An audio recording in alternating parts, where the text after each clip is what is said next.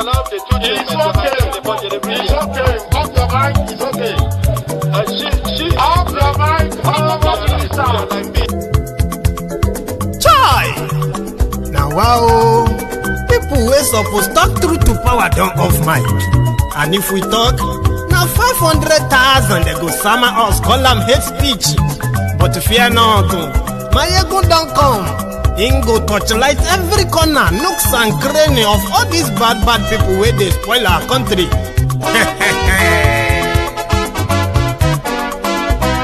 So my people make we laugh, oh yo yo. My ego don't come, oh yo yo. My people make we shout, oh yo yo. My ego don't come, oh yo yo. My ego don't come, man of the masses, oh yo yo. My ego don't come, oh yo yo. My ego diary politico, oh yo yo. My ego don't come, oh yo yo. This one not the off in mind, oh yo yo. My ego don't come, oh yo yo. And in the touchlight every corner, oh yo yo. My ego don't come, oh yo yo. Okay, some people be they holla say they want the power. Chai, them be promise us say we go get light and power. Them hustle sote they can't get the power. But now they know they do anything with the power. Every day, dollar just they get the higher power over Naira. Still them talk say make we off mind. But thank God say my ego don't come. So my people make you laugh, oh yo yo. My ego don't come, oh yo yo. My people make we shout, oh yo yo. My ego don't come, oh yo yo. My ego don't come, man of the masses, oh yo yo. My ego don't come, oh yo yo. My ego diary politico, oh yo yo. My ego don't come, oh yo yo. This one not they off in mind, oh yo yo. My ego don't come, oh yo yo. Person where they do evil, no one make person talk. Them say that my egun, that man too they talk. He too they talk. Say my egun diary, he they hot like pepper. But every day then they take money in bulk. Poor man picking, they the street they hawk. Still them talk say make we no talk. But thank God say my egun don't come. So my people make you laugh, oh yo yo. My egun don't come, oh yo yo. My people make you shout, oh yo yo. My egun don't come, oh yo yo. Man of the masses, my ego don't come, my ego diary politico, my ego don't come,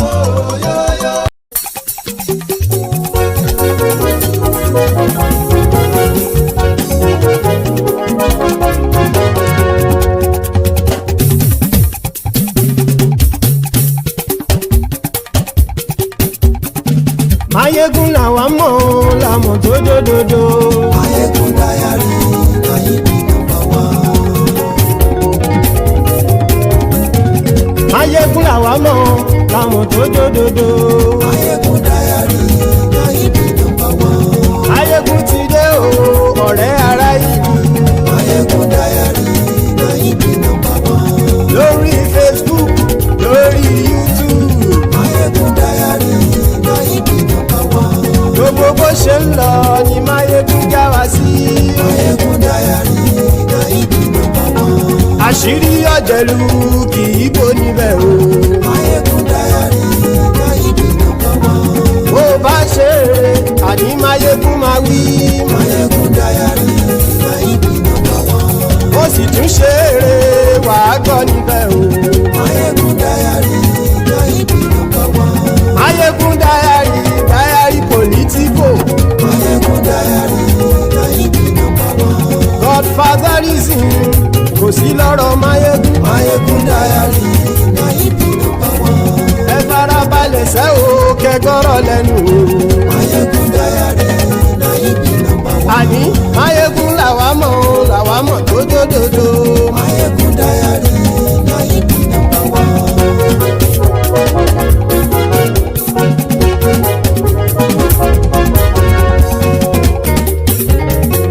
Àní ẹ̀sùn ràkì. Mayegun ti dé. Mayegun ti dé. Ọ̀jẹ̀lú ẹ̀sùn ràkì. Mayegun ti dé. Àní ẹ̀sùn ràkì. Mayegun ti dé. Lórí Facebook. Mayegun ti dé. Àní ẹ̀sùn ràkì. Mayegun ti dé. lórí YouTube. Máyégún ti dé. Àní ẹ̀sùn lájú. Máyégún ti dé. Bọ́ bàbá gbé wúrẹ́. Máyégún máa wí. Àní ẹ̀sùn lájú. Máyégún ti dé. Ijó ìgbádìyẹ. Máyégún máa wí. Àní ẹ̀sùn lájú. Máyégún ti dé. Presido bá rúfin o. Máyégún máa wí. Àní ẹ̀sùn lájú. Máyégún ti dé. Hello there. Welcome back. Good morning to you. Good afternoon to you. And good evening to you from wherever you are joining us. This is Máyégún live. And thank you so much for joining me again. Tonight, we are going to react to the latest from the stable of Tinubu and his gang, as well as from Dangote, who has proven himself to be part and parcel of the scheme they are pulling on you. So the announcement today was that Dangote has reduced the price of a PMS from his refinery, according to them, or according to the statements they put out there.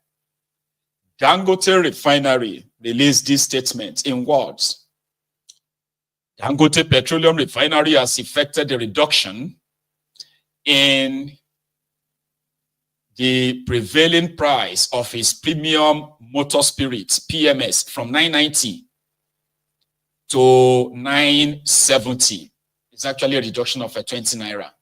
I say, not 25 Naira. Right?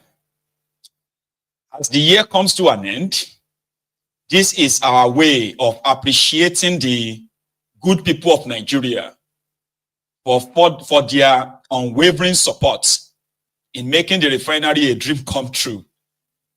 In addition, this is to thank the government for their support, as this will implement the measures put in place to encourage domestic enterprise for our collective well-being. While the refinery would not compromise on the quality of its petroleum products, we assure you of best quality products that are environmentally friendly and sustainable. We are determined to keep ramping up production to meet and surpass our domestic fuel consumption, thus dispelling any fear of a shortfall in supply. This was the statement from Dangote Refinery, Petroleum Refinery is called. Sounds like a good gesture, but it is a poison chalice. It's sort of a carrot and stick. Another lie. Probably to sway the public sympathy somehow to their side. But there are other underbelly problems which the likes of Dangote Refinery would never or be bold enough to tell you that Dangote is reducing 20 Naira from his 990 Naira per litre PMS is actually not in any way a good thing to you. But I will explain. Okay, don't worry. Tinubu and his gang have been selling this bobo and lies, at least for some time now, which most of the time, it's always come back to bite them in the ass. The first lie they've managed to push for so long, which is absolute nonsense, is that they have removed subsidy and therefore they've saved some money. So we have realized that that is not true. Because what they have removed is that they removed the beneficiary of that money, replaced them with their own people, Tinubu and his gang, in what seems to be like an indirect way of Tinubu paying himself the supposed removed subsidy. The NNPC, that has the sole, before now, they had the sole imported license, the one that they have sold or given to their supposed cronies for more than 8 years, for 8 years under Bukwari. Now, what they have done is that they replaced the beneficiary with the Tinubu's chosen people. And then they replaced the name subsidy of the petroleum product to dollar subsidy, which is the forex subsidy, where they don't pay it directly, but they pay it through the third party that continue to import fuel into Nigeria. In the recent time, these same people that people love to call the cabals, they are criminals. They are not cabals, they are criminals. But because they have the consent and the backing of Tinubu, your president, so it just seems like a legit crime. That is what they have done. They have publicly bragged about the success of this deal, while they send the other criminal politicians and other wholesalers to continue to lie to you that they don't longer pay the money, but they do. But we'll get to that one. In order to further pull wool over your eyes, I'm talking to you right now. If you are watching me from Nigeria, it's important you listen. Because lies told many times or lies told repeatedly will likely turn out to be accepted as a truth when it is not. One of the things they were pushing at the time was that once Dangote Refinery comes on stream, they were going to stop importation of fuel, which was like a direct promise. But what they didn't tell you was that now that it is their turn to benefit from that fraud, it will be impossible for them to turn the tap off the importation of a fuel into Nigeria.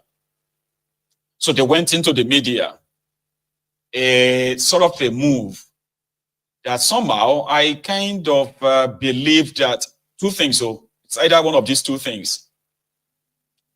Dangote himself, being part of the establishment, played along, hoping that they are going to keep to their words, and they got played.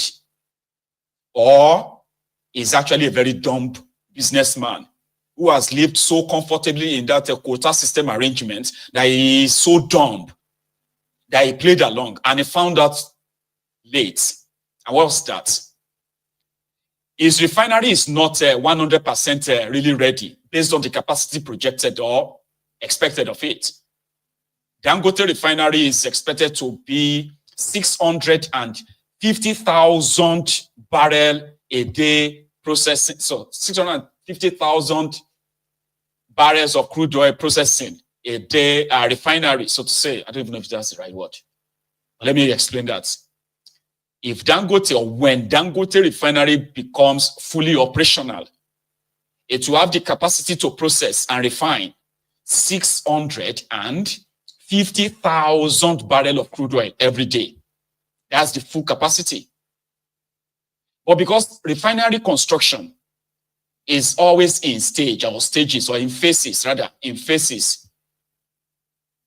So Dangote Refinery, as at today, is considered to have been up to 50% completion, where it is believed that Dangote's refinery can refine 300,000 barrels of crude oil daily.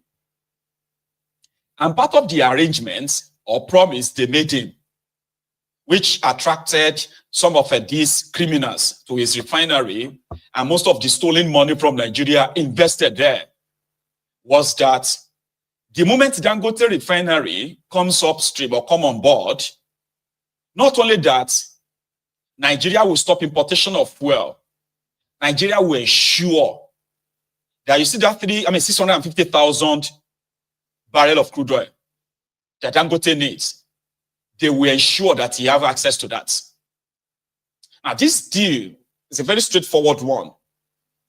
Until, in my own opinion, Dangote himself found out that Nigeria has no crude oil to give to him. You know that or you don't? So by the time Dangote himself realized that not only that Nigeria has no crude oil to give to him, that deal of giving him 650,000 barrels of crude oil is actually a joke signed on a useless. You see, the paper they signed it on is as worthless as the paper they signed that deal on. It didn't carry any weight. Nigeria no get crude oil. Nigeria doesn't produce crude oil. Don't let that shock you. Oil producing country that doesn't actually produce its own oil. Others are, they are extracting the crude oil and they are paying Nigeria some certain percentage as well as an agreed amount of crude oil to be given to Nigeria, which was meant to be for the Nigerian refineries. Let me explain that to the layman so that you can understand this kind of better. Dangote Refinery was supposed to be supplied the 650,000 barrels of crude oil every day. However, since it hasn't really completed its refinery, so 300,000 barrels is like maybe 45% of the contract or an agreement he had with Bukwari's government. But that same Bukwari that agreed to give Dangote Refinery 650,000 barrels of crude oil every day. Number one, they do not have that. The main agreement that Nigeria has with the IOC, OIC or IOC, international oil companies, the ones that are extracting the crude oil, Shell and Co., was that they will give Nigeria 300,000 barrels every day. And because the Nigerian refineries are intentionally made comatose, dead, since they didn't have anywhere to use the 300,000 allocation that was meant for Nigeria, the local refineries, the Bukwari's government decided to use that 300,000 barrel of crude oil. It was meant to come from the IOCs, the international oil companies in Nigeria.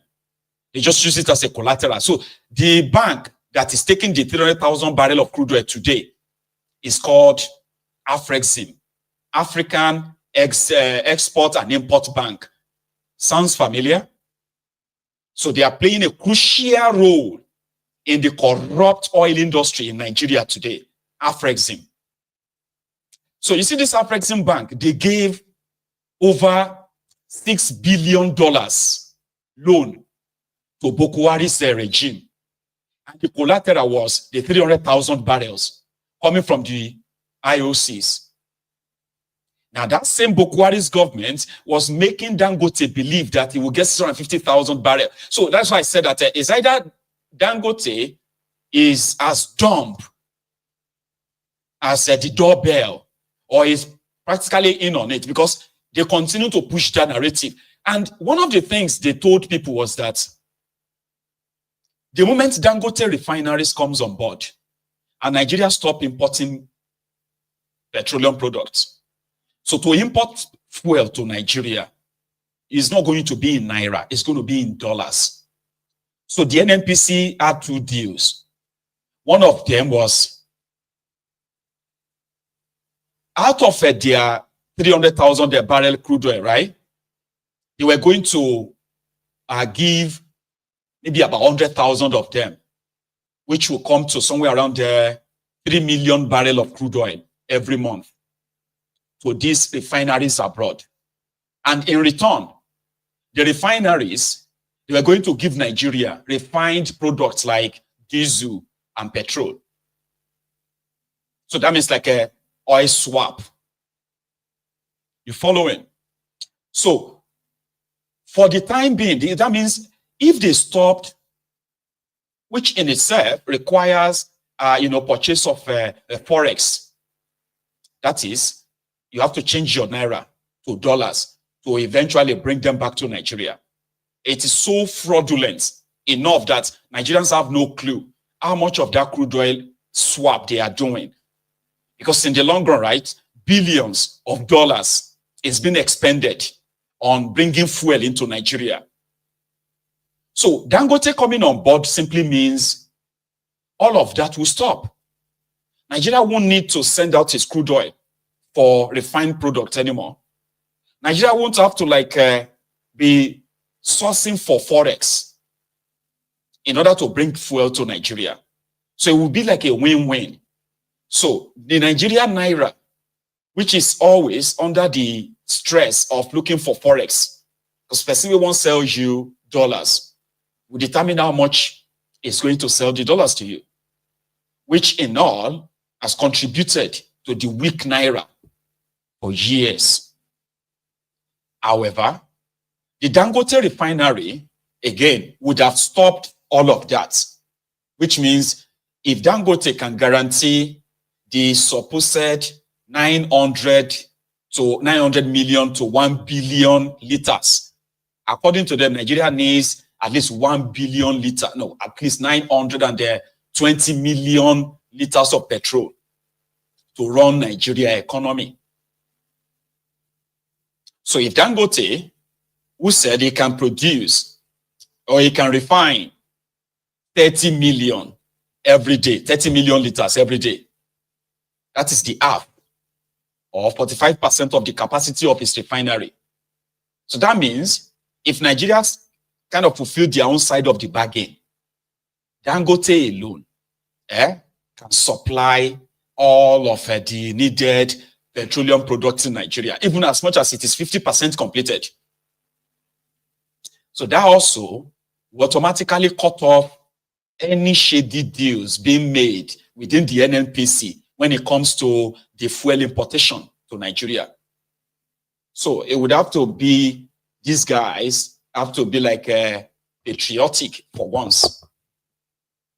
Ignore the blood money that they are making, the corrupt money they are making from importing oil swap and other nonsense names they give to their importation of fuel to Nigeria. They would have to ignore all of that and be patriotic for once by promoting the local content. And by so doing, even though Nigeria is not doing well in so many other sectors, that alone can actually strengthen your Naira, not make it fine, like better, but it can stop it from hemorrhaging. Hemorrhaging means like dying, which is what Nigerian Naira is right now. But they are so greedy that the same people that told you that Dangote Refinery will come, strengthen the Naira, blah, blah, blah, blah, and other nonsense they told you, they ended up ganging up again to say that Dangote oil is not perfect. I mean, it's not clean. It's not the good quality. Because they can't let go that blood money, nearly $1 billion every month that they are making from importing fuel to Nigeria. So then they put up a show 3 months ago. One of them was Tinubu had ordered NNPC to stop importing fuel. That was breaking news. Melek, Yari, and Co. They were all over the place, including Wale Idun, to tell all of you that, yes, the Mr. President, the Mr. Yen has ordered blah, blah, blah, blah. Even Dangote himself was in on it to tell you that this is the best time for Nigeria Naira, yen. Then they said, Tinubu ordered them to start supplying Dangote Refinery, the crude oil, with the no get, where Bokuwari has already used as a collateral. I was here to tell all of you then that that was pretty much like a propaganda taken too far. And I kind of remember when some of you, the Ronukus, like Nigerians, came back here to see if you could attack me. Yeah, like the keypad warriors that you are. Hoping that your imagined or imaginary, crude oil to Naira deal was a done deal when it wasn't. So Dangote finally found deals of buying crude oil and importing crude oil to Nigeria. They said Tinubu ordered them to start giving him the crude oil And from 1st of October, they will be giving Dangote crude oil. And that means instead of Dangote buying crude oil in dollars from abroad, all they have to do is just give it to him in Naira. But here is the problem. The Nigerian Naira has lost its value so much, right? That there is, number one, there is no crude oil to give him. Then number two, there's actually no difference. If you are exchanging a dollar for Naira, I mean, if you're exchanging a dollar for 1,600, 1,700. So what do you think he would do to entice Dangote from buying from you in Nigeria? It's not going to be to subsidize him like they've always been doing to him, for him. Instead of selling selling a dollar to him for 1,600, they will just have to sell it to him for maybe 500 Naira. With that, Dangote will be willing to buy a barrel of crude oil at the rate of 500 Naira per dollar, Abi? But they won't. Number one, they don't have any crude oil to really give him. But they managed to put stunts sometimes in October, last month. They were supposed to be giving Dangote, according to them, 200,000 barrels of crude oil every day. They gave him 2 batches of 50,000, 150,000, making it 200,000 barrels of crude oil, right? Twice. And they publicized it everywhere. They were supposed to be giving him 6 million, minimum of 6 million barrels of crude oil every month. They gave him 200,000. And their media, all of them, they managed to saturate the media with these lies, propaganda, But people were now surprised that, hang on, if Dangote is being supplied crude oil, how come the price of petroleum from Dangote Refinery is nearly 1,000 Naira per liter? This is not they make sense. So, like I said, this mathematics, not the mathematics right now. What is going on? Right? Because that's how you see it. You can use propaganda to rig yourself into government, but you are going to need more than propaganda, okay, to run that government too. You are going to need more than propaganda. But these ones don't know when to stop. So, what's going on? Dangote's refinery is not cheap. It's not helping. People are still going to have to pay through their noses. What is going on? The truth of the matter is that, like I said, that Dangote himself is in on it, Abi. The truth is that, oh, hang on, before I say that, some of them now started saying that they are selling to him in Naira. Does not mean that, it's going to be cheaper. Because what happened is, if a dollar is 1,700 Naira and a barrel of crude oil is $70, that simply means that Dangote will have to buy it at the rate of $70 times 1,700 Naira. So there's no much difference. So that is why Dangote cannot sell anything cheaper than 990 Naira. Oh, really? That was not the deal. So whether Dangote buy from them or Dangote import the crude oil is never going to change the price of petroleum in Nigeria. In fact, it's pretty much going to make it more expensive. So why then did you make people wait? Anyway, the shah went on back and forth, until the scam became obvious that Nigeria has no crude oil to give to Dangote. And Dangote will continue to actually buy his crude oil from wherever he sees the crude oil. That Tinubu's order, no hold any water, because it's a lie and it is a scam as well. So who do you then turn to? Maybe you will turn to God, your sky daddy, and see if he can possibly change your story, even though he won't. No, he won't. So then we woke up this morning when Dangote Refinery selling a liter.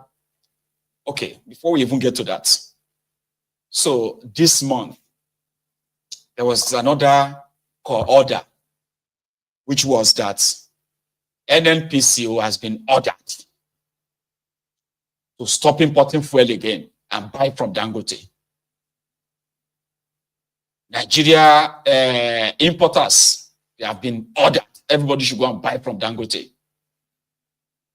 Then in the middle of this month, November 2024, there's a leaked document that showed that the same people they just ordered to go and buy from Dangote, they just made a payment of $975 million cash to bring in 925 million liters of petroleum PMS to Nigeria. How come the order of Tinubu is not being followed? Who are these guys around Tinubu? You get what I mean? Like, what's going on? They've emptied the Central Bank of Nigeria. Central Bank of Nigeria no gets, well, this one is no exaggeration. No. If you go into the Central Bank of Nigeria, since Kadobi, Otuduwa, okay, somebody said I shouldn't be calling him Otuduwa Emefiole. I don't know, I think I should, because at them they shout Yoruba Lokon, but these are the worst of the Yorubas. So it's good we remind them, right? And not shield them. Kadobi came out. Before that, Kadobi and gang. If you go to the Central Bank of Nigeria today, you'll be same mouth. You cannot see $1 million cash. I'm just being generous here. Cash of $1 million in the Central Bank of Nigeria, oil-producing country. If they see $500,000 cash, they go share them. To the point that even when they get, when they receive some of, some of this forex through other means and all that, they share the money. It will come up here and tell you that they have actually distributed over $15 million, $30 million to the Bureau de Change. The Bureau de Change are those that help the state governors once they receive the allocation every month, right? The Bureau de Change will, the governors, they will call the Bureau de Change. The Bureau de Change will change the money to dollars, and boom, the money is out of Nigeria. And these are the people that Oduduwa, Emefiole, Kadobi always feed with any dollar. So you can't go to Central Bank of Nigeria today. It's almost the end of the month. You can't see $1 million cash. Central Bank of Nigeria. So the doctor book, they do all that, but they always have the third party where this money is ferried towards the hand of their friends, the fuel importers. So Dangote coming up, telling us that he has reduced the price of petroleum by 20 naira. So maybe we can then, if I am an independent marketer, because the independent marketers in Nigeria said they gave over 45 billion naira to the NNPC. This is for the fuel that they're expecting NNPC to import to Nigeria. And they've paid down 45 billion, waiting for the NNPC to supply them the fuel. But NNPC hasn't supplied them. And they heard the order, the directive of Tinubu, that all of them should go and buy from Dangote. And then they are like, okay, NNPC will give us our money back so that we can go and buy from Dangote. Then they also went on the media run just to deceive you that, oh yeah, we have now signed an agreement with Dangote that we'll buy from Dangote.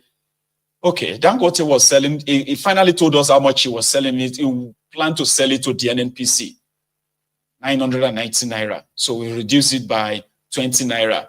So the independent oil marketers that are selling the petroleum to you, PMS to you for 1,100 naira, 1,200 naira, and 1,000, even 1,500 to 1,800 naira in some places across Nigeria. Because once they buy, they have to ferry it, like drive it all over the country. And there is logistic cost added to this. So now if you are buying a liter of petroleum in Maiduguri for 1,500 naira, with Dangote reducing 20 naira to appreciate you, you'll now be buying it for 1,480 naira. So those of you who are buying it for 1,100 naira in Lagos, I'll be 1,075 naira in Lagos. So what Dangote says that if now my own petrol, you can buy it now for 1,055 naira. I beg you. What difference does this make in the general scheme of things? So if you buy 100 liters, 100 liters for 100,000, so 107,000, sorry, 75 naira minus 20. So instead of buying it for 107,500, you will now buy it for 105,500 because Dangote removed 20 naira. This is for those of you in Lagos. So if you are in Maiduguri and then 100 liters of petrol, maybe 100 is too much, Abby.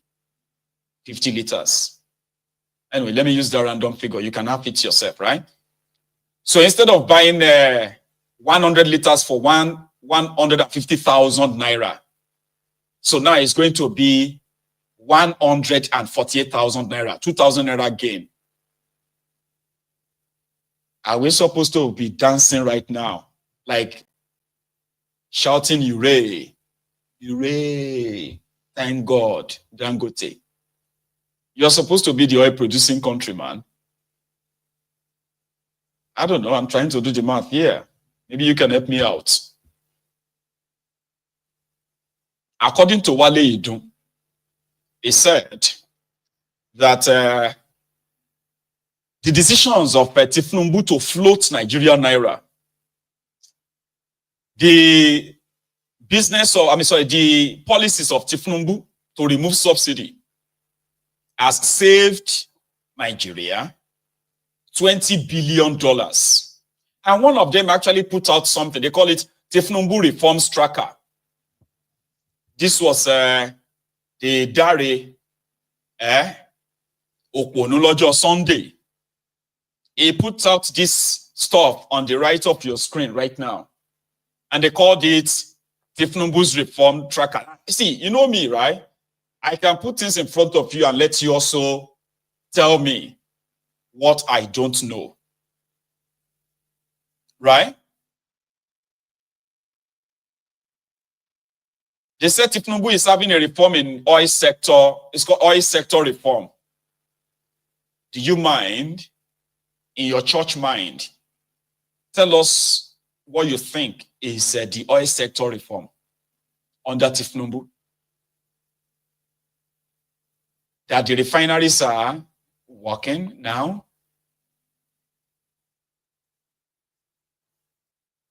That the Nigeria has stopped importing fuel.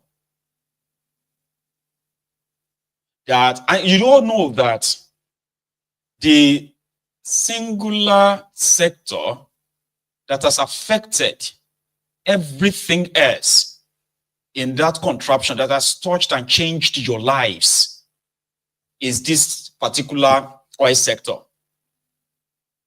where these guys are making blood money, because it's blood money. Because of their blood money, their greed, that a lot of you have to pay through your noses. Businesses have suffered sudden death. Jobs have been lost. But they are still pretty much comfortable telling themselves that they are doing something right. Because the number two is that if you cannot afford PMS, or number three, go and use the CNG.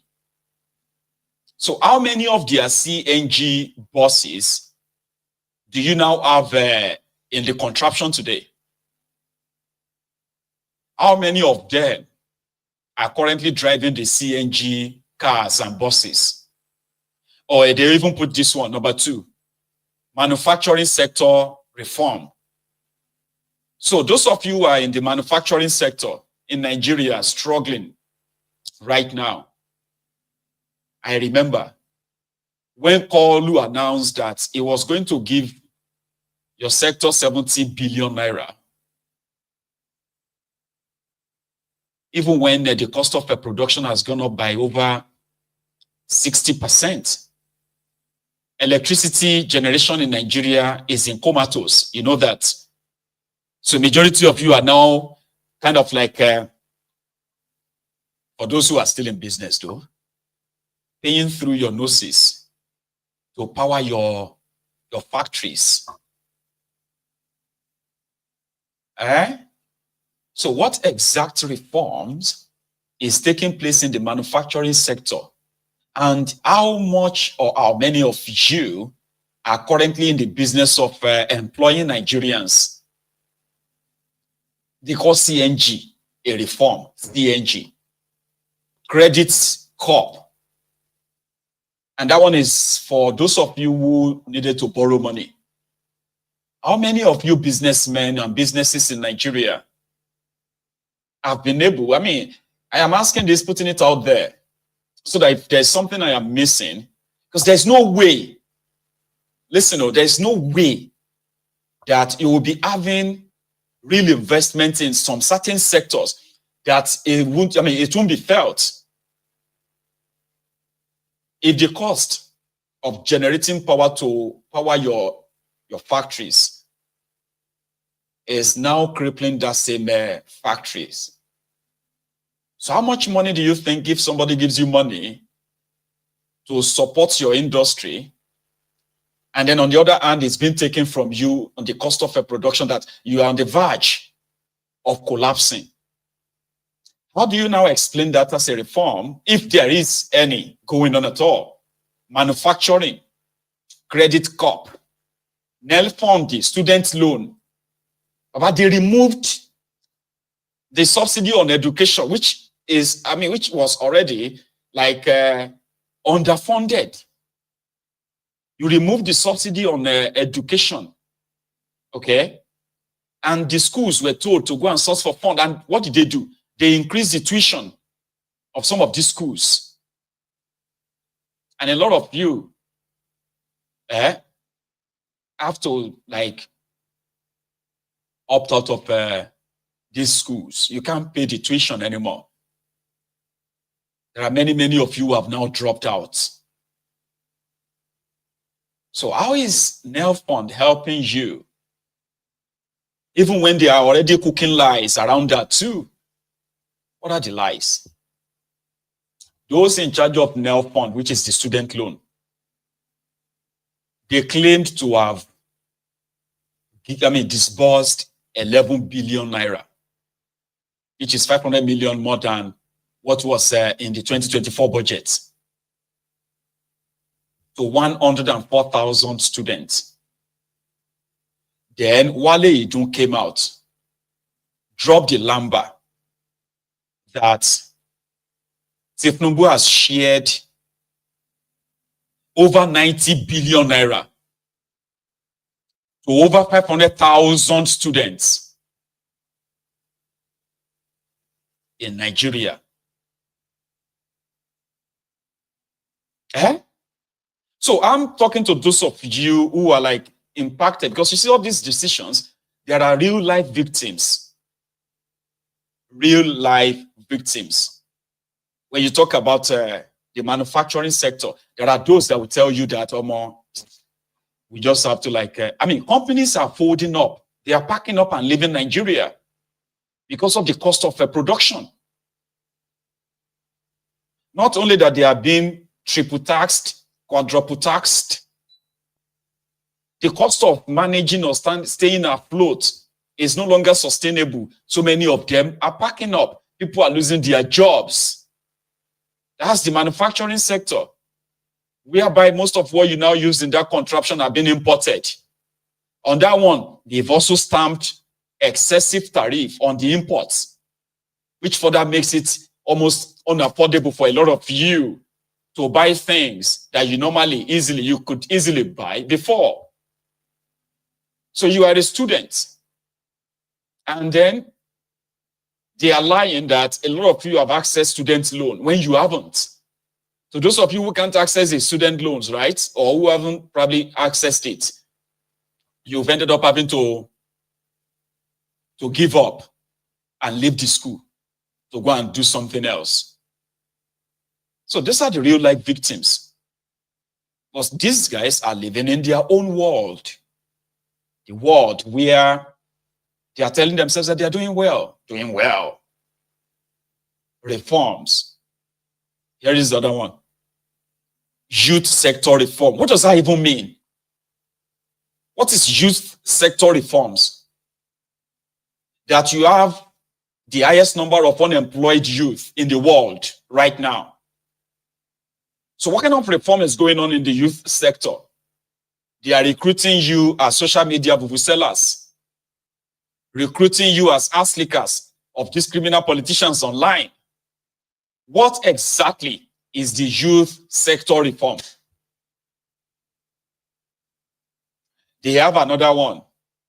They call it fiscal and monetary reforms. Ladies and gentlemen, they floated Nigerian Naira. And Nigerian Naira lost over 1,000% of its value.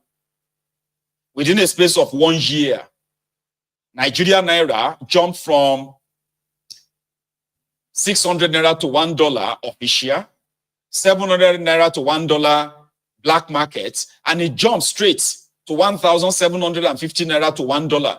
That is losing over 1,000% of your value, of the value of your currency. Is that a reform? They are currently increasing the taxes, which also makes it even more impossible for businesses to access loans to support their businesses. Imagine taking a loan that you have to pay 30% interest. You take a 30 million, you take a 1 million, you pay 1.3 million back. You take a loan of 10 million, you pay 13 million back. Oh, sorry, you pay 3 million plus the loan. Meanwhile, other areas where they have set the trap for you to strangulate you economically, those ones are there. So, fiscal reform, where you are buying 160 million Naira cars for unproductive lawmakers. You are giving over $700 million to your wife for traveling and for our own car, for our office. What the heck? You are building a 20 billion Naira, in fact, a 25 billion Naira houses for your vice president. You bought yourself a 150 billion Naira local plane. I don't understand what fiscal reform means in this regard.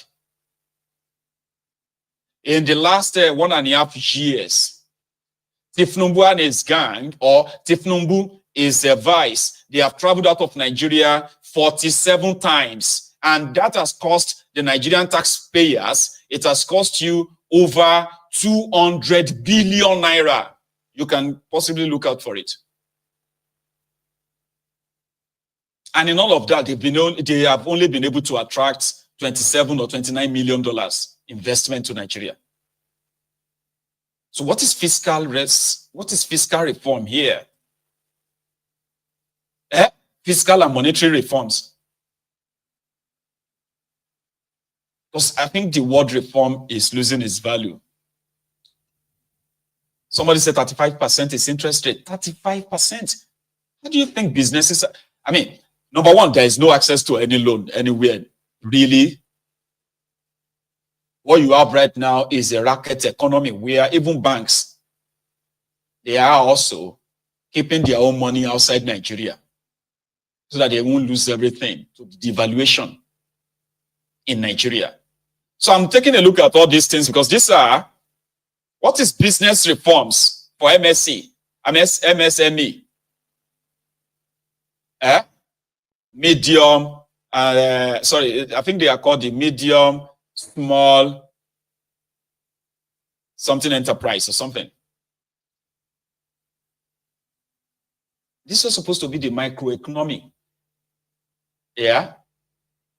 Your cake maker, your shoe makers, your, all these smaller businesses that are actually like the lifeline of any economy in the world, where people are starting their own businesses. And within a year or two, They are out of business because of the policies of these criminals. So what reform is this? Let me ask. International cooperation. What is that? International cooperation. What does that even mean? In a reform policies of Tinubu? Or they are talking about the IMF, the World Bank. But these are those who gave the economic policies or ideas to Tinubu. The ones that encourage them to float your Naira and lie to you that they've removed their subsidy so that they can continue to borrow and borrow and borrow. And your Naira continue to lose its value, on and on. International cooperation. Oh, they have another one there. Somebody put this out. Power sector reforms. Egbami now. Power sector reforms. In your life, have you ever heard about national grid collapsing before the advent of APC? In your life, be honest, I have not.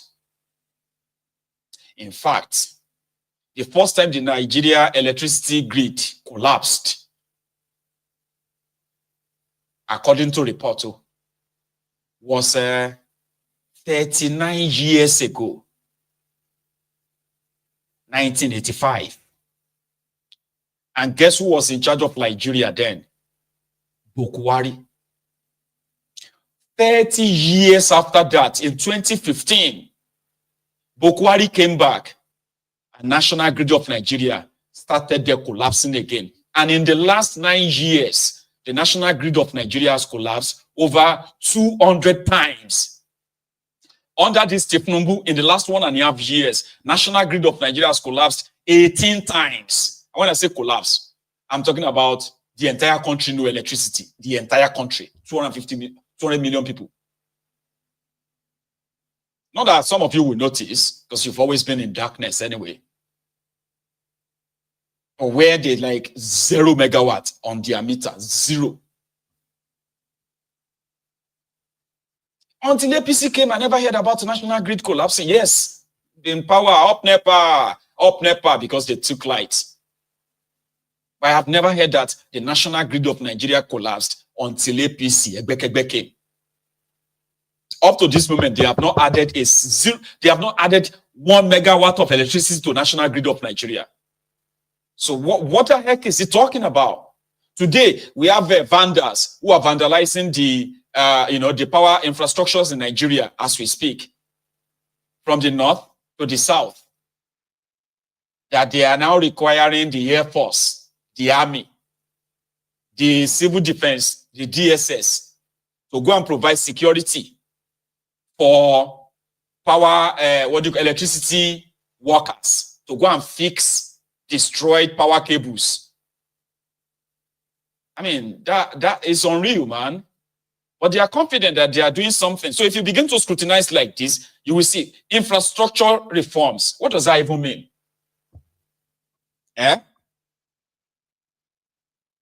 Infrastructure reforms. That 90% of the federal roads in Nigeria are unmotorable. 90%, you heard me right. Last year, in their scheme, Tinubu and his gang got an approval for 300 billion naira to go and fix roads. Devulumai, that collected the money, is now fighting and abusing the members of the National Assembly that are probing him. Now, what did he do with the money? The same Devulumai is now awarding the super highway left, right, and center, Lagos to Calabar super highway, coastal highway, Calabar to Abuja super highway, Sokoto to Badagry super highway. And we are talking about trillions. The one from Lagos to Calabar is awarded for 15 trillion naira. They have reviewed it to 18 trillion naira now. This is like over $11 billion. No bid, no competition. They just give it to Tinubu's confidant, Shaguri. Similarly, Calabar to Abuja, Shaguri. They didn't even tell us how much that one will cost. Probably 20 trillion. Now, the one from Sokoto to Badagry, they won't even tell us how much that one will cost as well. Maybe another 25 trillion. Why am I saying that? Lagos to Calabar is expected to be 700 kilometers. And that one is 18 trillion. So Calabar to Abuja is more than 1,000 kilometers. So do the math. So maybe that's going to be like 20 trillion. Sokoto to Badagry is over 1,000 kilometers as well. Maybe that one is going to be 30 trillion. When you combine all of these together, that's more than maybe 50 trillion for coastal super highway. But when you go to the major highways in Nigeria, the major express ways or motorways, I don't know what we call it in Nigeria. I think we call it express. East-West Road is one very crucial highway where it remains uncompleted and abandoned. So in 2024 budget, this guy was like, I think he got 500 and something billion naira. Yeah, I think so. I think it was like 560 billion naira for Ministry of Works. He just put in another supplementary budget himself for another 350 billion naira. And he said, all the Nigerian roads will become motorable by December. He said this sometimes in July. People are counting the days for him. It's almost December now. In the next few days, you'll be in December. So what is infrastructure reform? What does that even mean? Okay, I'm asking questions. So, agricultural reform. What does that mean? The Fulani terrorists, the Boko Haram terrorists, they are holding the farmers in Nigeria to ransom. Tinubu created livestock ministry for terrorists. Livestock ministry for terrorists. That hasn't stopped them from kidnapping farmers, from beheading farmers, or from forcing other farmers from northern Nigeria to be paying taxes to terrorists. So what kind of reform are we talking about here? It has not yielded any kind of increase in their food production in that contraption. So all this propaganda stuff, right? They are never going to change anything. And if you are one of those who possibly look back and be like, hey, which country did this go? And when is Tinubu's, you are adoptees, and I am here to help you. These criminals do not mean well for you or your children. And if you are a young person, they do not mean well for your future. So if you look around and listen to any of their lies, you are doing yourself a lot of disservice.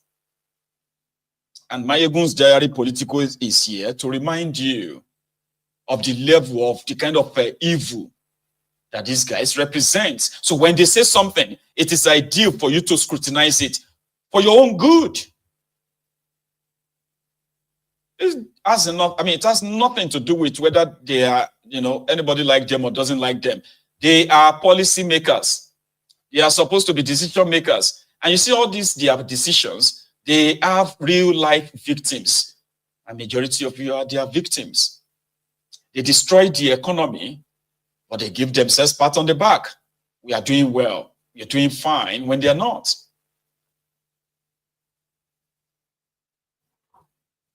So, yesterday, this guy again came out. This ex-convict,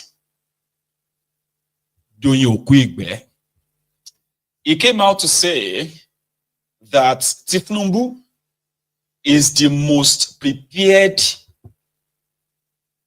president in Nigeria history since 1960.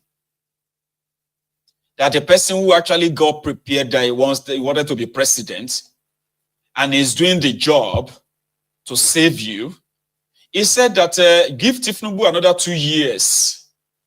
See, another 2 years simply means that they will be campaigning for 2027. That Tinubu's policies will begin to yield results. Meanwhile, Tinubu and his gang are saying that their actions are already yielding results. You listening? This ex-convict, Doyin Okuigbe, Agbaya, Agbaofu, Agbaradada. Because you see, foolish people also grow old. So don't let anyone possibly lie to you. Okay?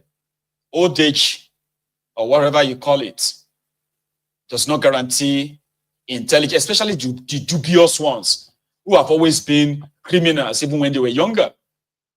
That they are older doesn't mean that they're going to change.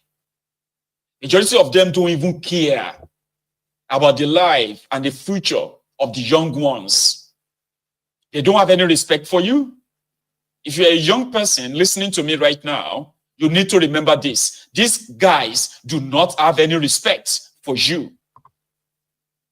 These are career criminals. They will say anything. They would lie just for the crumb. They will say anything for their next meal. And if what they are going to say will contribute to jeopardizing your future, they don't care. And because they don't have any respect for you, they don't care. So the likes of Doyin Okuigbe was sent to jail because he stole 767 million naira. Yeah, you heard me right. 767 million naira. He was given a contract. Despite being a presidential spokesperson who should man and manage the office he was given, he was also like a shady contractor who got a contract of 767 million, and he just absconded with the money, hoping that, yeah, everybody does it, so why should I be afraid? But somehow he was held responsible. Yeah. And because he didn't have any chance, they told him to release the money and avoid jail. He chose to go to jail. But do you know why he escaped longer jail term? I'll tell you. The trial for his crime lasted for 7 years. And when the judge convicted him, you know what they said? He should go to 7 years in prison. And that includes the time they have spent on the case. So the ex-convicts who wanted to redeem himself through this your obedient movement, before going back to like a dog, going back to his vomit, is now singing loud about the druggie that is ruining and destroying Nigeria as we speak. Licking the ass, the bomb crack of Tinubu. And some are saying that it's because they have a compromise on him. That's why he's doing. No, it's not because of just that. He's a criminal. Criminals also grow old. Don't forget that. They will say anything to guarantee their next meal. So he's saying that Tinubu is the most prepared president of Nigeria. So others are saying, well, maybe he's right. Tinubu has been preparing to destroy your lives, destroy Nigeria. And if you don't agree, right, destroying Nigeria actually is destroying some lives as we speak. Yeah. You may think, well, you've got your own getaway card from this mess. Some of you live abroad, so you believe it's not going to affect you or it's not affecting you. I am saying it to you right now that Tinubu being your president, including when Buhari was your president, right? Their decisions destroyed lives of the unlucky Nigerians. Tinubu's existence right now is destroying lives of some Nigerians right now. And they will never recover. No, they will never recover from it, unfortunately. So if somebody that prepared to be your president for years, they said he's been preparing for 30 years. So yeah, he's been preparing to come and destroy your lives for 30 years, because that's what he's doing right now. Because the same set of rogues who told you that Boko Haram's actions, they said it to, have you forgotten? They said that the Boko Haram's action, that you are going to gain Boko Haram's, from Boko Haram's reform later. Have you forgotten? There were those who told you that. Yeah, they said that the PDP had destroyed Nigeria. The PDP that destroyed Nigeria took Nigeria economy. The corrupt PDP. They took Nigeria economy from a paltry $97 billion worth of economy in 1999. Between 1999 and 2015, the corrupt PDP took Nigeria economy from $97 billion to $570 billion economy. And the not corrupt APC, they have now brought that economy down from $570 billion economy, the third fastest growing economy in the world. They brought it down to what is now under $200 billion. Boko Haram that did all of that. There were those who told you that Boko Haram should be given time. That by the time Boko Haram is done, all of them will be thanking him. Where is that Boko Haram today? They looted, they ransacked, they devalued, they depreciated the entire thing. Tinubu is now the one doing the wonder work. They have your economy, destroyed businesses, destroyed lives. There are victims. Oh, yes, there are victims right now. The victims of all of this. And somebody said that Tinubu has been. Tinubu, what do you call it? Tinubu has been preparing for 30 years. So what was he preparing to come and do? This is what he's been preparing to come and do. Kolu. Well, they said they signed a deal with a meat factory in Brazil. And guess what? They said that the contract is signed with a meat factory in Brazil. They are coming to establish meat factories in 774 local government areas in Nigeria. What the heck? Baba, we get abattoir everywhere, right? Killing cows and other meat, supplying our meat. So Tinubu and his gang, this meat factory in Brazil is coming to Nigeria to establish meat factories in 774 local government areas. That means they will have 774 branches. And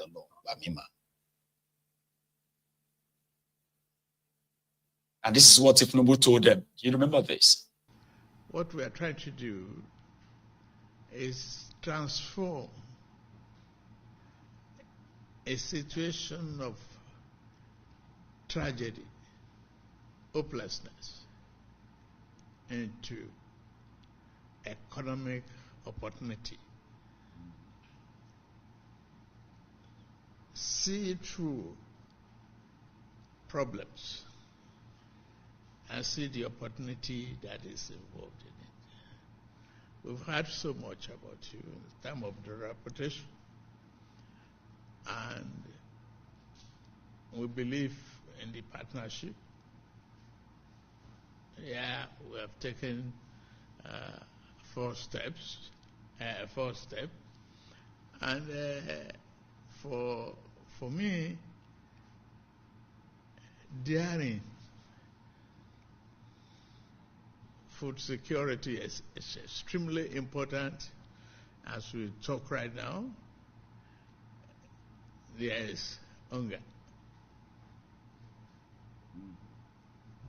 However, there is huge hope, and you are one of those hopes that we are looking at. Nigeria is a population of over 250 million and growing by 2.5%. So within the next few years, we'll be the fourth largest population economy in Africa and in the world, I would say. There's opportunity in what we are doing. And the legacy that you are about to flow with is what we want to do to change the narrative in Nigeria. I have one of the key governors, because by our constitution, the land, the grazing area, the ranches will be situated in area of their state. I think we've hit the nail on the head. We want you. We promise you. Nigeria is ready to do business with you. Thank you. That's it. You cannot find a better friend, a more reliable friend, an opportunity, and a good return on investment better than what we are doing right now.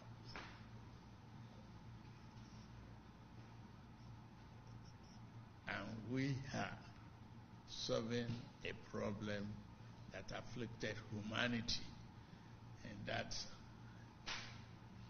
part of Africa. Clash between farmers and migrating cow, soldiers and all of that as cost of life and bloodshed. So when there is a modern civilized way to solve those problems and even bring a successful economy out of it. So I extend our partnership. Yeah.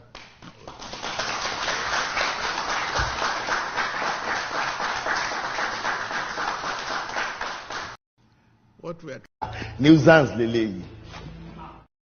Those are the guys who are coming to build meat factories in 774 local government areas. That is what they have told the Amumus in Nigeria. That they are coming to build 774 factories. God damn it, man. And afterward, they left.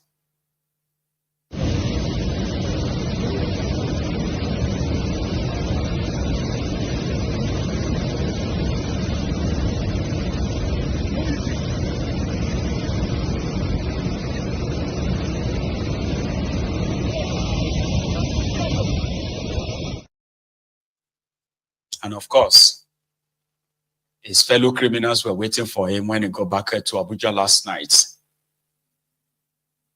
where they lined the airport for him to make him feel like a king. Call.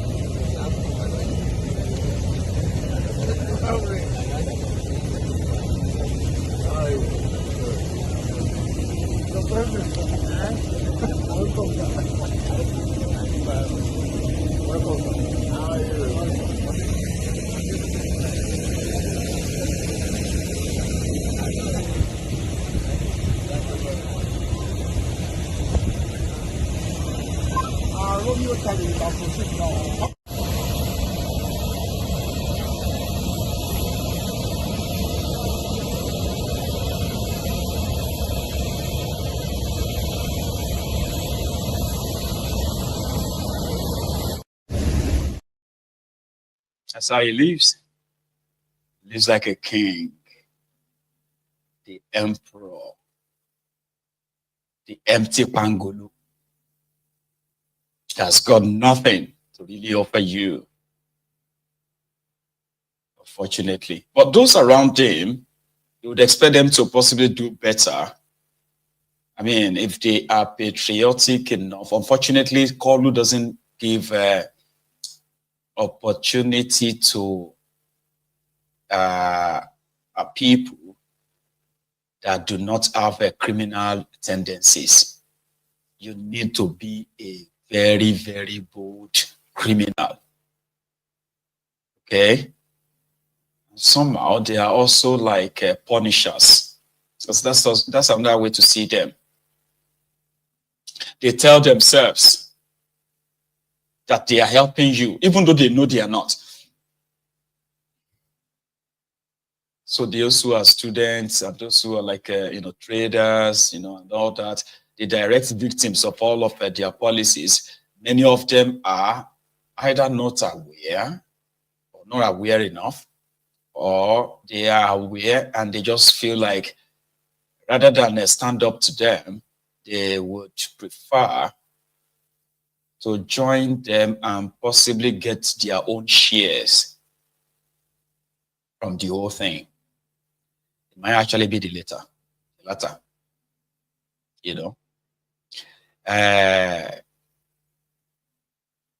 Here is Hopeless Uzodimba, as well as a demand that was supposed to be the Minister of Defense, Badru. His name is Badru, from Jigawa. Is a former governor of Jigawa, a complete criminal.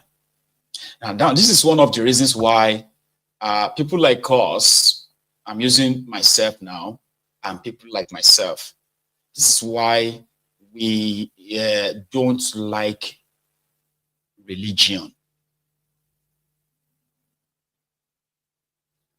Because you see, when you look at the type of religion they practice in northern Nigeria, it is mostly Islam. And many of them believes that Islam does not support stealing. Okay? If you steal, then the punishment to start with is to give you short sleeve. If you steal again, they short sleeve your left hand, they short sleeve your right hand, then they give you long sleeves. So the long sleeves on both arms means you can't even steal anymore. But we found that all these religious rules are only applicable to the poor people. It's not applicable to the real criminals. Because there is no northern governor, former and present, that did not loot from their people to further impoverish them. Majority of them get rewarded to become, senator. Others get rewarded to become ministers. And they would appear as if to say they are Muslims, even though I believe that they are not. Yeah, I don't believe there is any Muslim politician from northern Nigeria.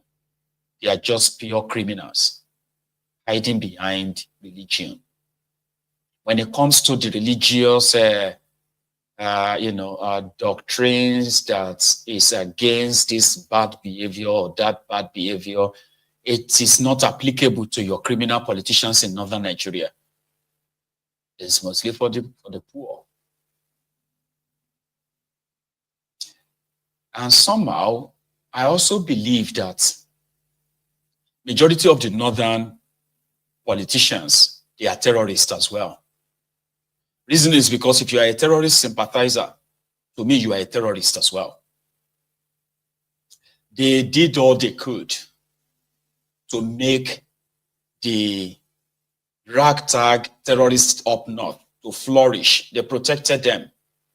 They hid them from Nigeria because they are really they are pretty much like useful tools in their hands. So somebody like Badru, even the Badru and the rest of them, these rogues and criminals, they are not supposed to be holding sensitive positions in that contraption. But what can you say? What can you do? When the supposed president of the country is a former drug dealer, heroin trafficker, his wife, heroin trafficker, drug dealers, or his adopted mother, Abibatu Mogachi. So if you see drug dealer plus terrorist, drug dealer, terrorist, armed robbers, human traffickers, they all exist in the same sphere, in the same world, their own world. But Badru got rewarded as a minister. Yeah, the vice president as well, a shitty man, a terrorist sympathizer, a terrorist himself. So drug dealer, terrorist, treasury looters, certificate forgers, name it, pedophiles, and the rest of them, they are in sensitive positions in that contraption. And all of them also have religion. That's one thing they also have in common. When you see the ones who want to claim to be Christians, you go think, say, they were actually there when they did the Jesus naming ceremony. And when you see those ones who claim to be Muslim, you will think they are one of the Muhammad Sahabi and Sahabi Muhammad. But these are a bunch of criminals. Bunch of criminals holding sensitive positions, making decisions on behalf of millions of people. So when a criminal meets criminal, I think they mix together. It was with Hopeless Uzodimba. They are talking about the insecurity in Eastern Nigeria, I think. And listen to them. He has been supporting our operations very well, so we appreciate what he does. So I have to come and say thank you. He's been supportive, very, very supportive, both in supporting the military and on the non-kinetic aspect of our operation also. As you are aware, yesterday we had meeting with his support in Enugu with all the security stakeholders. That is the youth group, the chiefs, and the CSOs, all from the southeast. And we have robust discussions, and they have contributed very well on how we can improve security in the southeast. It is a new initiative that the military has taken, also trying to do a double-barrel approach, kinetic and non-kinetic. Like you just said yesterday, there was a very elaborate stakeholders engagement in Enugu, where stakeholders were persuaded to toe the line of peace and protection of government properties and infrastructure. So it's a welcome idea. Like you know, the Honorable Minister is one of us. He's a man with tested record and ability to perform. And given the positive contributions and advice he has given to the military and the recording of successes of late, I think we are coming almost to the end of the tunnel, and we shall say light. The thing about insurgency, kidnapping, and all manner of criminalities in the southeast will soon become a thing of the past. As for the Uletide, our people of the security agencies here are prepared and are well equipped. Unfortunately, in the past, we had some casualties here and there, but they've risen to the occasion, and we continue to support them to ensure people go about their businesses without fear of any molestation. So I want to commend the Ministry of Defense, commend the Army, the Navy, the Air Force, the Police, and other security agencies for the support they are giving to us. What confronted us is better imagined than discussed, but to the glory of God.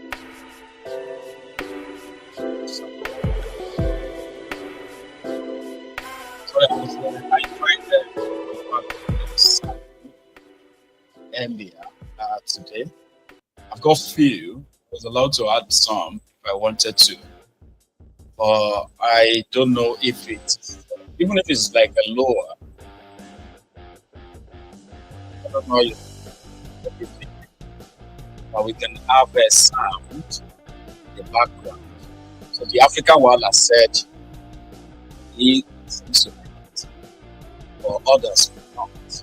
So I'm going to leave it just a few minutes. You tell me what you think about it. So we are still in the Eastern Nigeria. One of the controversial topics that reared its head in the last few days is the, misconception. It's quite intentional, right? Or just let's take it out. There's no point in leaving it. I actually thought you said you liked it, the African Wahala. Yeah. So it takes my sound off. It takes my voice away, right? Well, I've stopped it. Don't worry. So we are staying in the eastern part of Nigeria. And this is from what Ruben Abati said. Somebody has gone back here to the Arise studio on the issue of the Igbos don't sell their lands to strangers using TOS Benson as an example. So someone has taken it up with him. Doyin Okuigbe, who tried to have a conversation with Ruben on the matter, was completely shut down, bullied, which really triggered reactions online that Ruben Akpati is a very useless old man, a corporate bigot. He himself, this won't be the first time though, all right? I remember when he had an altercation with a Arise reporter. I don't know some of you, I should have brought the video. So the Arise reporter was reporting at an event, and then she was like, over to you, Ruben. Ruben Akpati just lost it on a live TV. How dare you call me Ruben? When you're supposed to call me Dr. Ruben. Dr. Ruben. And honestly, he tried, or he did, make that lady look so small, and made her felt pretty much like, I don't even know how to describe it, but it was kind of bullish. So did same thing to Doyin Okuigbe. But somebody went back into that studio today to put the record straight. So I decided I'm going to share that with us this evening before we go. Please listen. What are your thoughts on this very naughty debate? Well, I'll begin by contextualizing Ruben's observations. Then I'll touch on TOS Benson himself, some other statements and activities associated with him in connection with land. Then I'll raise core issues about why it is not always easy to get land in some areas, and what those of us who are actually from the Southeast, the challenge we have among ourselves about land, beginning with Ruben. Yes, like you said, he started by pointing out some good things about the people from that part of the country. Then he made a reference to the comments of TOS Benson. Ruben was not speaking as Ruben Abati. It was reported speech. In other words, he was telling us what he heard. That's number one. Number two, there's then the perception, okay, if a man as Benson would say this, there's also the possibility that this is factually correct. But that's if what Benson said. You've said he's not a flippant person. That is correct. But what if in that instance, actually, the statement is not correct? And I asked that question knowing for a fact TOS Benson's in-laws are Mbiri people. That's the place of the former Minister of Education, Obaji, the husband Sam. We spoke about some of these things. He is their in-law. He was their in-law. Now, when I marry your daughter and I come to you for land, should you look at me as a possible source of income, or should you consider the fact that my daughter is in your custody? In fact, rather than sell land to you, I'll give one to you. The closer my daughter is, the easier it is for me to be sure she's being well taken care of. So for the record and for all of us, Mbiri people gave land, donated land to Chief Benson at Oriembiri, which he used, in fact, at his own discretion to construct a post office for the people. And the structure is still there. So recontextualization, Reuben did not set out to misinform anybody by the statement he made, but he was correctly quoting Chief Benson. Now, so let us also get it to that point. And then when the altercation, if you like that expression, between him and his colleague, brilliant presenter, the young lady, remember he said, in a bit of anger, which was a little too heated, that if others, apparently he has some other sources, and if others have, let them present anthropological evidence. Now, the point there is this. You can carry out a research on the behavior of Gwagwalada people. That research will require field work. The result you get will depend on whom you interviewed. And if later I read that work, I'll say, oh, Gwagwalada people have these qualities.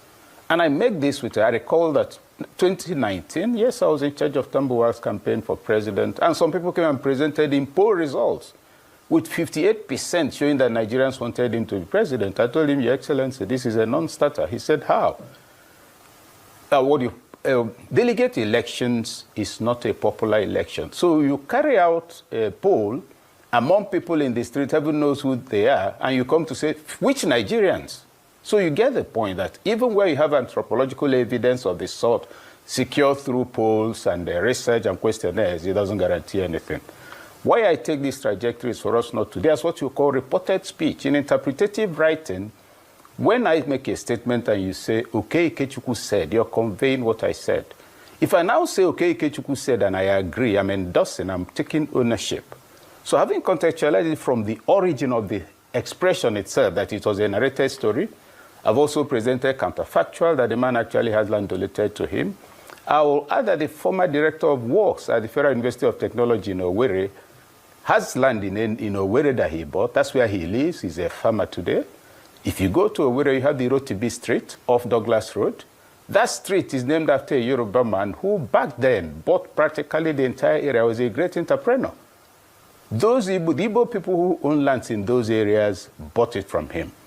Then, of course, you recall that Umoru Atine Alaji was a mayor of Enugu sometime in the 60s, or was it 50s now? He was also in charge of land allocation.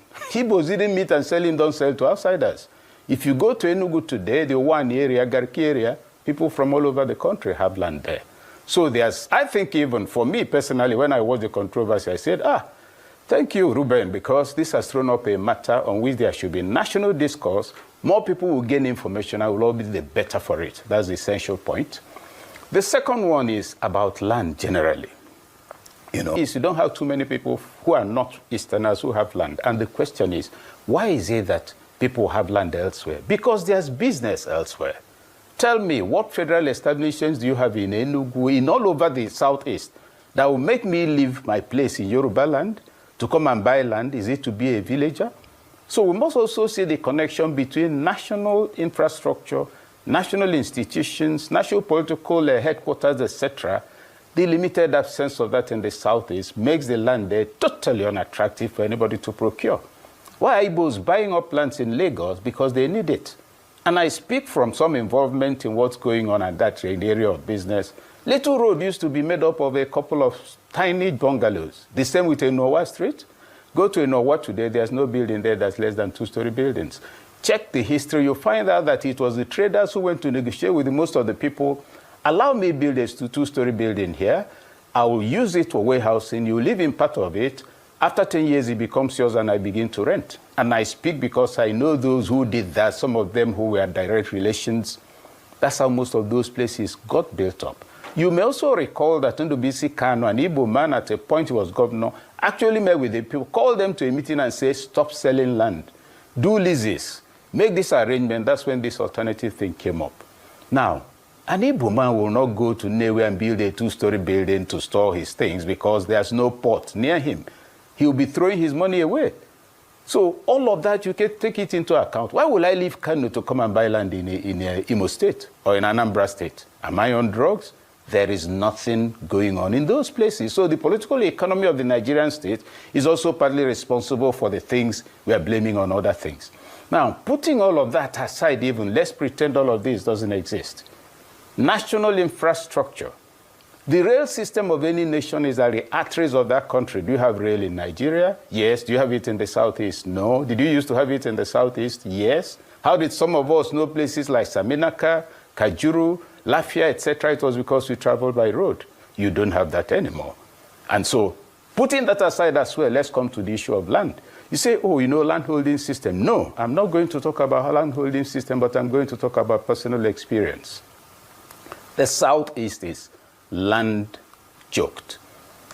The land is not available. You go to most places in the southeast, you find that people bury in their compounds. My parents are no more. One of my sisters is no more. They are buried in the old family compound. My cousin Ide has a section of his land he uses for that. So there are other things to be understood. First, the land is not available. Where is available and you want to buy it, you buy. Go to Onitsha. Onitsha Business School is owned by Shogbeson. Professor Shogbeson is a Yoruba man. He started it in 2010. So it's not like saying, oh, it's only in the 60s, you know. These days, they are not doing it. Today, it is thriving as one of the best business schools, working with the people. Last week, I went there to give the keynote address on innovative entrepreneurship for under 45s. Most of those who came were the people in the environment. You wouldn't know he doesn't belong there. So, in essence, taking it, in that trajectory, what has emerged is a perception that was fueled or is being fueled by people who talk about it. Ruben diligently acknowledged the virtues of the Igbos he knew. Put a however based on a story by Chief Benson. Looking back at it, I don't know whether Chief Benson meant it in jest, but the fact that he has land actually donated to him by Mbiri people, who are now right now, in fact, I understand, very, very angry about all of this, that they are being misrepresented, where he went out of his way to build them a post office on that land, etc. And also the cultural practice. But Prof. That your in-law wants land near you. Prof, sir, if I may... I don't have to add anything. I just thought I should share that as a bit of a follow-up to that heated conversation. So if you don't travel, you probably wouldn't know. Like he said, and a lot of people have said that as well on this platform, there are so many factors that contribute to the issue of land, not just in the eastern part of Nigeria, but everywhere too. If somebody says that the Igbos are not accommodating, it is an agenda, and we know it is political. So I found this clip of the Yoruba community in Abia State.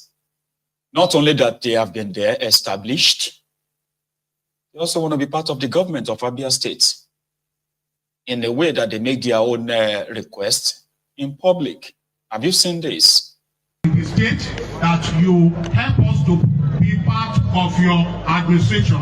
We pray it will not even end in 4 years, it will end in 7 years' time. And so shall it be in Jesus' name.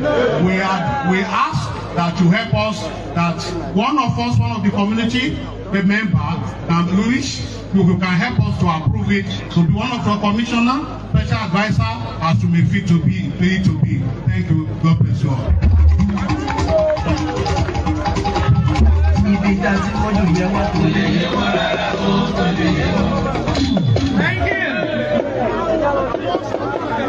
Thank you very much. The Yoruba community enjoying the Mbati in Enyimba, Abia State. Ladies and gentlemen, let me welcome after now.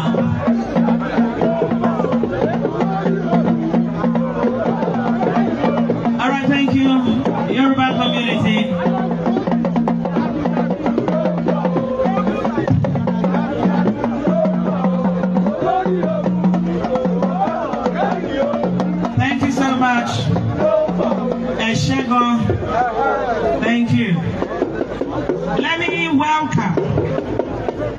the project manager of one of the topmost. So that too also happened. And this is less than a year ago, just so you know. Okay. And that was with Alex Otti, who was constructing a road project or thereabout in their area. And they used the opportunity to ask him to not only that they have been well received, accommodated, they want to be part of the government, not just any appointment. They would love one of them to be commissioners, personal advisors, and whatever role that they find or deem fit. So if they are not hospitable, like the Ronukus would want you to believe. You know why I'm showing you this is that it probably won't change your perception about the Igbos, just like there are some Igbos whose perception of the Yorubas will never change, no matter how much you try to educate them, all right? But there are others that their level of ignorance is powered by the hatred that the entire contraption represents. So somehow, they might be innocent of all those misleading perceptions. So what Mayegun's diary political does is just to show to you that it's either you are ignorant, innocently, or you are intentional of your bigotry.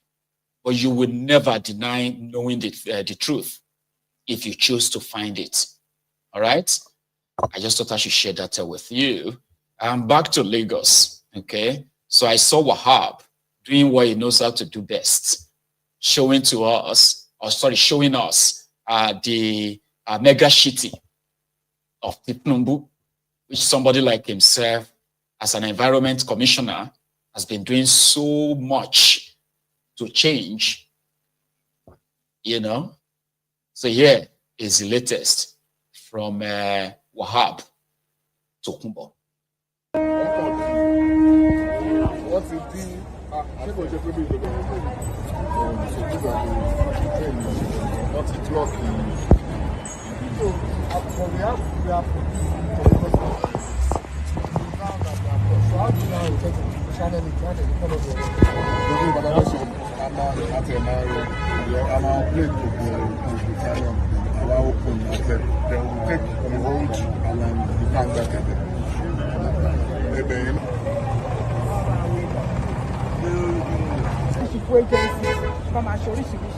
Ìgbà tí Fáṣọlá àwọn agencies oríṣiríṣi sẹ ìgbà tí Fáṣọlá wà bẹ́ẹ̀ wọ́n fi bí ìṣe ìfúnbọ fún wa náà wẹ ó wá ń yà mí lẹ́nu wípé àwọn àdúgbò ìjọba ìlú tó ìwé ìjọba ọmọ ẹ̀sọ́ náà wọ́n ní láti kọ́ wá obìnrin tí ká wo àwọn ìlú tó jáde fún ọ̀pọ̀ ìgbà tí bẹ́ńkà máa ṣe ọkọ̀ fún ìwájú àwọn ilé iṣẹ́ extend later gba CBD nígbà CBD or something like that. Yes, na olùlọ́mọ wọ́n ṣe sílé wọ́n báyìí. ṣùgbọ́n wọn lè lè ńlá láti yes àwọn lè lè wọ́n lọ́ọ́ ìlú sí àwẹ̀ ẹ̀ka àwọn ilé. So we have to be very fair and limited in our approach.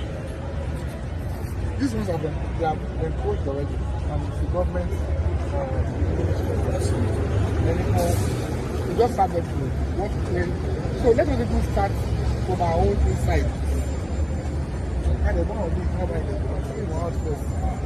It's crazy. Once we do that, when we carry out 5 years. We say we're going to more. No, I'm move fence.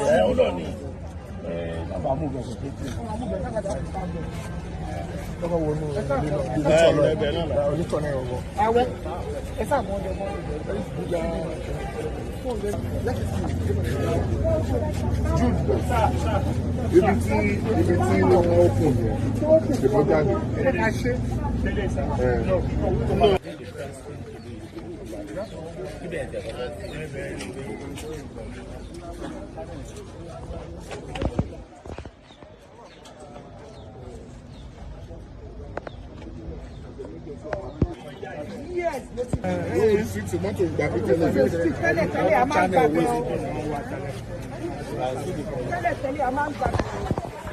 Tẹ́lẹ̀ àwọn oníkọ́lé, àwọn ọmọ mi fún ìdára rẹ̀.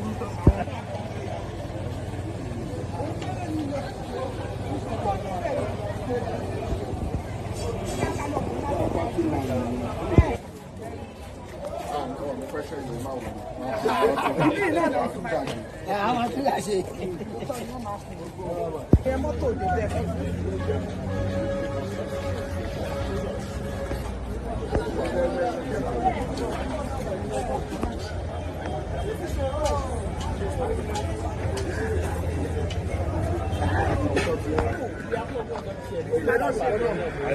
Àní ẹ̀ láti ní ọ̀rọ̀ ìlú sílẹ̀.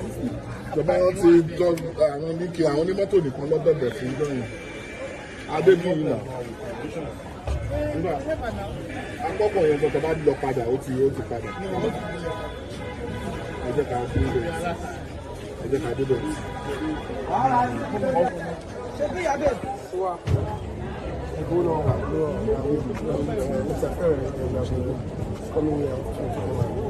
it's as bad as this. I don't know it's as bad as this. We take today and Monday. I'll probably on my own. I don't send anybody. I don't send anybody. I don't carry any goods. This is not fair to this people. Look at this, the road. Ìdílé kan bẹ̀rẹ̀ lè kọ́ pé ṣíráìsì ó ní ti.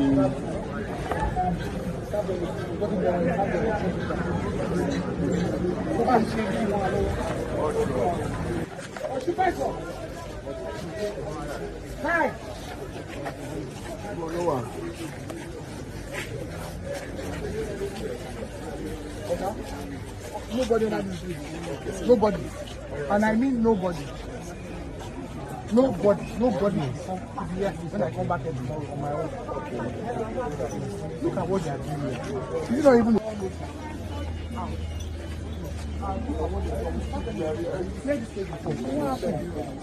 You can't talk about it.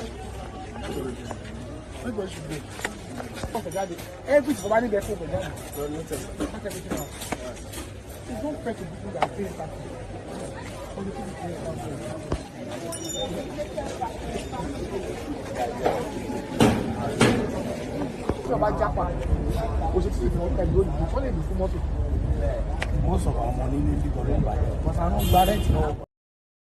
It's like a lot of people live under the bridge. They do their businesses under the bridge in Lagos. I mean, and guess what? If you go to that Ikoyi, Osborne, those area, right? Lagos Island, you will see high-rise buildings unoccupied. Yeah, I think they're like federal government buildings. They're just there. Nobody is staying inside them except in some cases, squatters. They could develop all those places, turn them into apartments, and give them out cheap houses for people. A lot of people live under the bridge in that contraption, though. Like, it's unbelievable. It's talking about the Lagos Island. Remember this guy? Thaddeus, something. LUP 75, LUP 76, LUP 77, LUP 80. Will I say the guy he don't put to Tinubu's part right now. And according to the reports, he's just the latest LUP lawmaker. Is one of the beneficiaries of of the obedient wave in 2023. People didn't know him.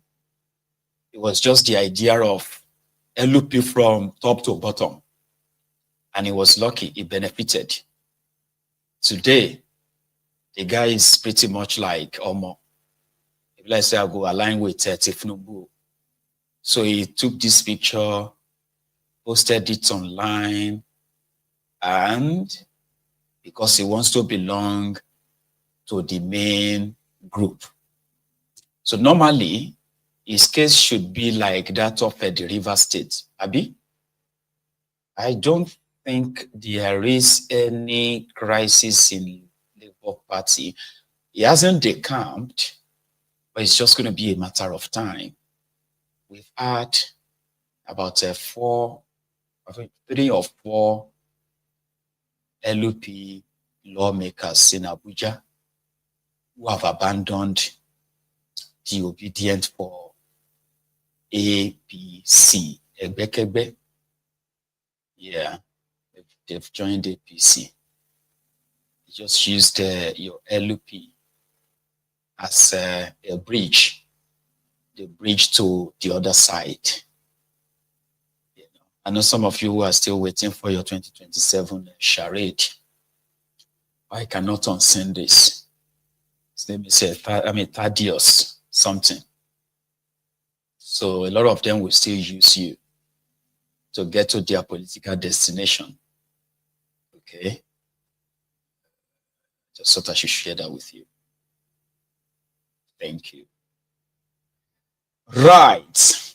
We've had an interesting day, and we are looking towards a more interesting week, because a lot of us are going to resume work tomorrow. So somehow I am thinking we should go to bed early. Okay? Today, there was so much tension everywhere. Everywhere just hot. As I'm talking to you right now, there are still those who are just coming across the videos, and they are still fighting themselves in that Sunday sermon today. But nevertheless, we are all still going to be back here for the week. So thank you so much, everyone, for your time. And this week, I am going to bring the face behind this Ya Rasulallah's digital. You are going to see the lady behind this digital business opportunity. Some of you have probably spoken to her. Yeah, especially those who have checked it out. You know, I've been advertising this now for like 3 weeks. This is a business opportunity for everyone who is looking for, you know, a business opportunity that is going to be a bit of an extra source of income legitimately. And if you scan this barcode on your screen, you too can read more about this. Sign up and check it out. And I have been told that we've had members of this platform who have not just only signed up with their $149, they've gone ahead to actually start their own personal business. It's online. There's little I can say to you. If you are interested, all you have to do is what? Get your own $149, sign up, and then you get all the material sent to you. You would have to be willing to do the work. It is not a get-rich-quick scheme where somebody will say, send me your money and I will send you so money. Nobody's sending you money. Okay? So you would have to do the work yourself, get the training, get all the supports, and of course, practice it enough that you probably will be a success story in the next few months or in the years. But if you feel like this is not for me, not for you, or it's going to be too much for you, all you have to do is just what? Cancel it. And you get every penny back. Every penny, you can get your money back. Okay? So I'm going to bring the lady behind that. It's one of our Ajia. So she will be here sometimes this week. I'll tell you ahead of time. Okay, she's going to appear. And there's possibility that those of you who have actually signed up, who have seen through it, who can answer questions, you can also join that conversation too. But until then, let us go, okay? And reduce the tension. You needed to be here this afternoon. People won't tear themselves apart. And it's good. There's so many others who wanted to tear me apart, but they could only try, all right? It won't really stop us saying it exactly the way it is. And it doesn't matter how you feel. In fact, if it makes you uncomfortable, it's probably the truth that makes you uncomfortable. So if you throw your tantrum, if you can throw your tantrum. You can do all of your disagreements. Just don't be a nuisance. Nuisance is when you leave the conversation and you start attacking Mayegun. There are some of you whose bigotry has been projected, all right, because of what Mayegun said. Automatically, you remember that the Yorubas are betrayers. Yorubas are this. Yorubas are that. You are just nuisance, okay? And it tells more about you than me. Here you get now. So if I say something that makes you so uncomfortable because it is the truth, and then you decided to attack me because I'm a Yoruba man and you are Igbo, that says more about you than it says about me. So it's called nuisance, and I don't like nuisance. I don't like nuisance. Okay? I don't care how old you are. And I don't care how long you have been following Mayegun. The moment you out yourself, you start acting like a lunatic. Then you are a nuisance. We don't like nuisance, do we? African Wahala, we don't like nuisance. We don't really tolerate them. Okay? But if you can express yourself like a reasonable person, we might really engage you. I don't think most of these lunatics can actually really engage anyone. That is why when they disagree with women, they call them ashewo. When they disagree with any man, they say, no, na fulani born you. That's so low life, kind of like a line of argument. And I don't like low lives. I don't care how much you have been on the platform. It will just be the end of your existence here. If you can't take yourself out, we can help you out. Get rid of you. Very easy. But if you say, man, Mayegun, you know what? See, my own point is, we will listen to you. I will listen to you. I will engage you. I wouldn't agree with you because you wouldn't agree with me. Or you begin to start calling me name because I'm a Yoruba man. That's nuisance. And we don't like nuisance. Director's cut. So we don't like nuisance. We don't like people who create sin. These are low lives. We don't like them here. So like I said, instead of abusing me, you can present your opposition to whatever Mayegun says in a decent manner. Yeah, we'll say, okay.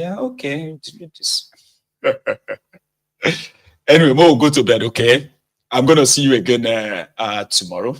And then we can continue from where we stopped. So may everybody shall relax, and you have a wonderful week. All of you. Try to make good of it, okay? And then, good night. Here, say good night. See you later.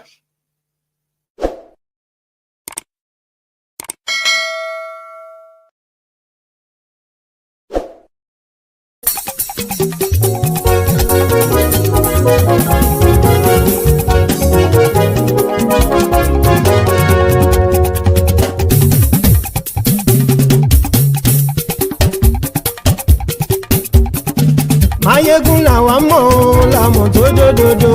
Mayegun Diary, Mayegun #1. Mayegun làwa mọ̀ làmọ̀ tó dòdòdò. Mayegun Diary, Mayegun #1. Mayegun ti dé o, ọ̀rẹ́ ará ìlú. Mayegun Diary, Mayegun #1. Lórí Facebook, lórí YouTube. Mayegun Diary, Mayegun #1. Gbogbo bó ṣe ń lọ ni Mayegun já wa sí. Mayegun Diary, Mayegun #1. Àṣírí ọ̀jẹ̀lú kì í bò níbẹ̀ o.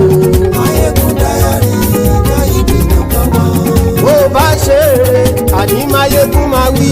Mayegun Diary, Mayegun #1. Ó sì tún ṣe eré, wàá gbọ́ níbẹ̀ o. Mayegun Diary, Mayegun #1. Mayegun Diary, Diary Politico. Mayegun Diary, Mayegun #1. Godfatherism kò sí lọ́rọ̀ Mayegun. Mayegun Diary, Mayegun #1. Ẹ farabalẹ̀ sẹ́ o, kẹgọ́rọ̀ lẹ́nu o. Mayegun Diary, Mayegun #1. Àní Mayegun làwa mọ̀ tó dòdòdò. Mayegun Diary, Mayegun #1.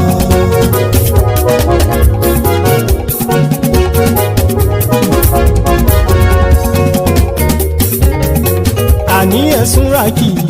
Máyégún ti dé. Máyégún ti dé. Ọ̀jẹ̀lú ẹ̀sùn ràkì. Máyégún ti dé. Àní ẹ̀sùn ràkì. Máyégún ti dé. Lórí Facebook. Máyégún ti dé. Àní ẹ̀sùn ràkì.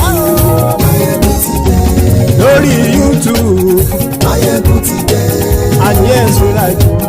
Máyégún ti dé. Bọ́ bàbá gbé wúrẹ́. Máyégún máa wí. Àní ẹ̀sùn ràkì. Máyégún ti dé. Ijó ìgbádìyẹ.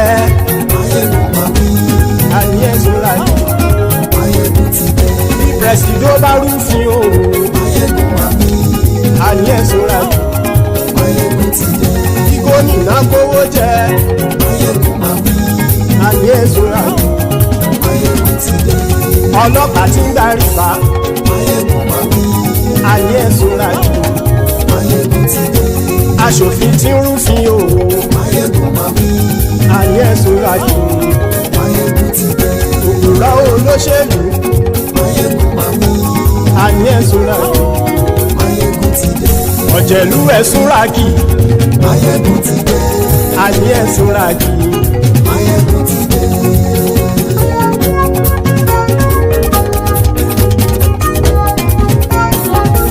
Máyégún ti dé.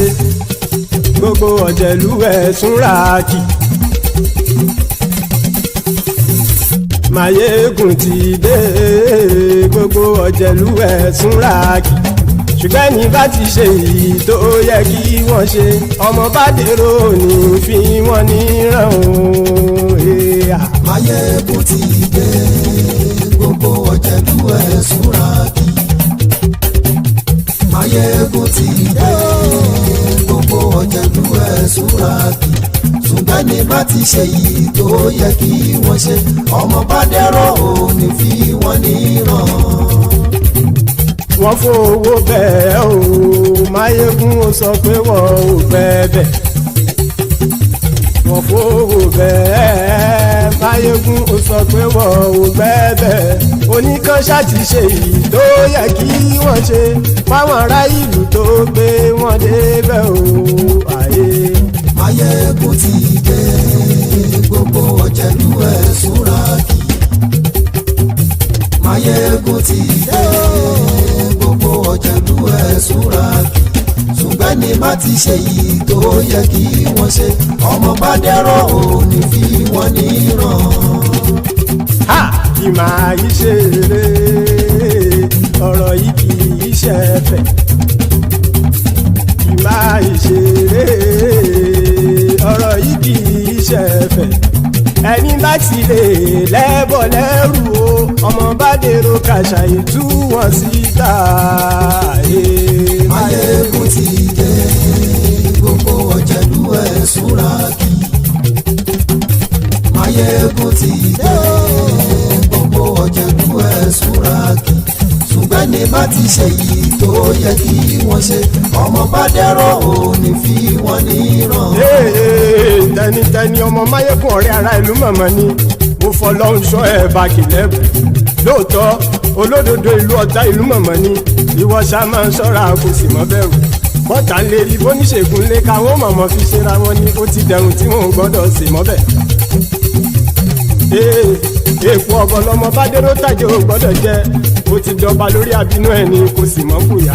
Àìsíwọ̀lú ní ẹnìkẹ́ ìgbódì ẹyin lábàrá o, ó kó ẹni tó bá dán o àkàmù. Máyégún ti dé. Gbogbo ọ̀jẹ̀lú ẹ̀sùn ràkì. Máyégún ti dé. Gbogbo ọ̀jẹ̀lú ẹ̀sùn ràkì o. Ẹni bá ti ṣe èyí tó yẹ kí wọ́n ṣe, ọmọ bá dèrò ní fi wọ́n níran o. Máyégún ti dé. Gbogbo ọ̀jẹ̀lú ẹ̀sùn ràkì. Máyégún ti dé. Gbogbo ọ̀jẹ̀lú ẹ̀sùn ràkì. Ṣùgbọ́n ní bá ti ṣe yìí tó yẹ kí wọ́n ṣe, ọmọ bá dẹ́rọ̀ ò ní fi wọ́n níran.